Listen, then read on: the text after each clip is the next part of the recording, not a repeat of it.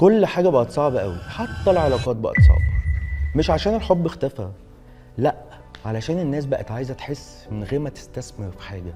بقينا في زمن كله سرعة، جري جري، عايزين مشاعر جاهزة، علاقة من غير تعب، اهتمام من غير مجهود، ونتيجة من غير صبر. عارفين أول مشكلة بتقابلني إيه أو بشوفها إيه؟ المقارنة القاتلة على السوشيال ميديا. كل واحد شايف نسخة متفلترة من حياة غيره، فبيقارنها بحقيقته هو، فيحس إن شريكه مقصر رغم إن اللي بيشوفه والله ما هو حقيقي. تاني مشكلة الأنانية المتغلفة باسم الكرامة. بقينا بنسمي العند كرامة، والتجاهل قوة، ونسمي الهروب راحة، وكل ده بيهد أي علاقة بهدوء. تالت مشكلة الهروب بدل المواجهة. أول ما الدنيا تضغط ناس كتير بتختفي، مبقاش في حد يقعد يصلح، كله بيدور على بديل أسهل. بس الحقيقة المؤلمة، العلاقة مش محتاجة حب بس يا جماعة، العلاقة محتاجة شخصية ناضجة، محتاجة حد يعرف يقول أنا غلطت، ويعرف يسمع قبل ما يرد، ويستحمل الوحش قبل الحلو.